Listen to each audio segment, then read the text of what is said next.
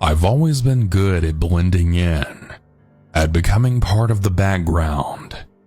It's a skill that served me well over the years, especially now as I watch her, the young woman in apartment 3B. From my vantage point across the courtyard behind the safety of drawn curtains and a partially open window, I observe her daily routines with a mix of fascination and longing. And if by now you couldn't already tell, this is a different kind of story. The one where I'm the creeper. Anyways, she doesn't know me. Not really. To her, I'm just another face in the building. Perhaps a neighbor she passes in the hallway or nods to in the elevator. But to me, she is my everything. Her name is Sarah. I learned that from the mailbox one afternoon when I chanced to see her retrieve her mail. Sarah with the easy smile and the infectious laugh that echoes down the corridor on occasion. I know her schedule almost as well as my own. In the mornings, she emerges from her apartment at precisely 7:45, dressed for work in smart blouses and pencil skirts that accentuate her figure. She carries a sleek black briefcase and often stops by the coffee shop on the corner before then disappearing into the throng of the city's morning rush. I've imagined countless scenarios where our paths might cross naturally. Perhaps at the corner cafe where I could strike up a casual conversation about the weather or the latest news. But I know better than to risk the fragile fabric of my carefully constructed reality. No, it's safer to remain in the shadows, to watch and to wait. During the day, I occupy myself with mundane tasks, an errand here, a trip to the grocery store there, all the while keeping one ear tuned to the hum of life in the apartment complex. Occasionally, I'll catch glimpses of her through the frosted glass of her kitchen window as she prepares dinner or unwinds after a long day.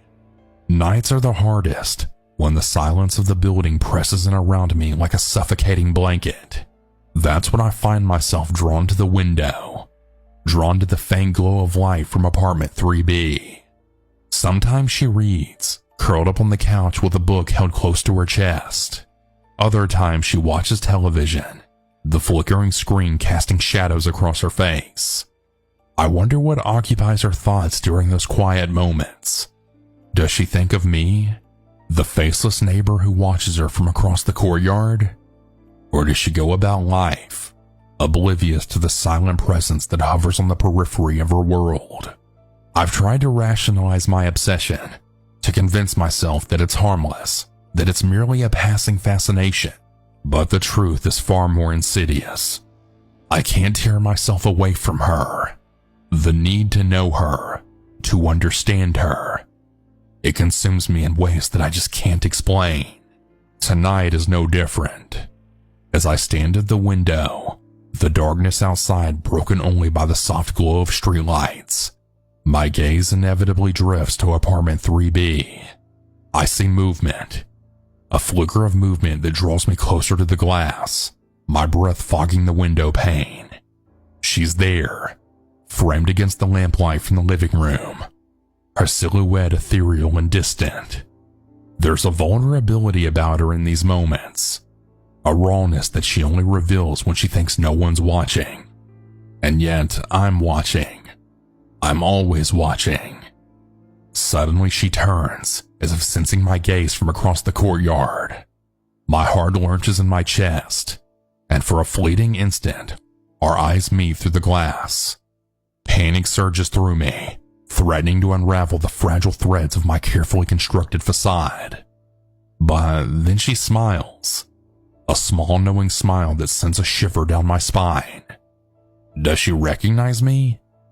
Does she even understand the depths of my obsession, the lengths to which I've gone to remain hidden in plain sight? Or is it merely a trick of the light, a figment of my fevered imagination? I drew back from the window, retreating into the darkness of my own apartment. The weight of my guilt settles heavily on my shoulders. I know that what I'm doing is wrong, that my fixation on her is unhealthy and dangerous. Yet still, I find myself drawn back to the window, drawn back to the quiet sanctuary of apartment 3B.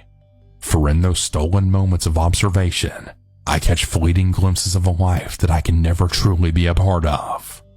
A life that only exists beyond the confines of my own fractured reality. And so I continue to watch, to wait, to yearn for a connection that may never come.